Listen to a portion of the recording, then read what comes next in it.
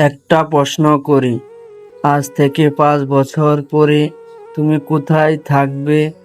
একই জীবন, একই কষ্ট, একই আফসোস, নাকি একটা সম্পূর্ণ নতুন তুমি?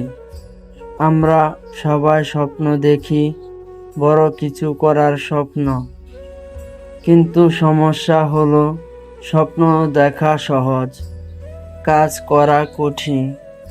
তুমি প্ল্যান করো কিন্তু শুরু করো না, তুমি ভাবো কিন্তু অ্যাকশন নাও না। আর এভাবে সময় চুপচাপ চলে যা। সাফল্য মানুষ আর সাধারণ মানুষের পার্থক্য ট্রেন্ড না, পার্থক্য হলো ডিসিপ্লিন। যখন সবাই ঘুমায় তারা কাজ করে, যখন সবাই অজুহাত দেয় তারা চেষ্টা করে।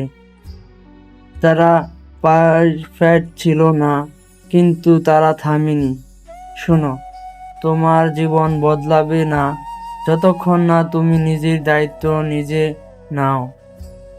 কেউ এসে তোমাকে মোটিভেট করবে না, কেউ এসে তোমার স্বপ্ন বানিয়ে দেবে না। আজ তুমি যদি দাঁড়াও না, আগামীকাল কেউ তোমাকে মনে করবে না।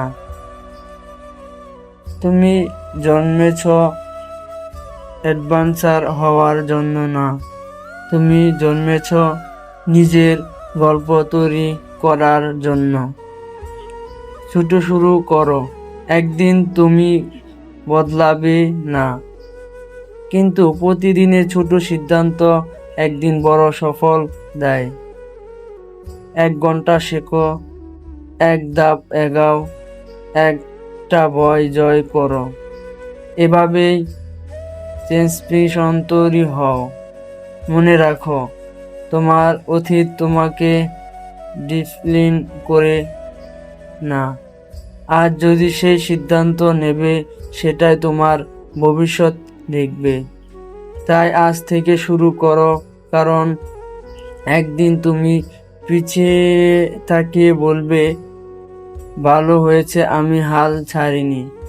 ভিডিওটি যদি তোমার হৃদয় একটু শক্তি দেয়, তাহলে লাইক দাও, কমেন্ট লিখো, আমি পারবো।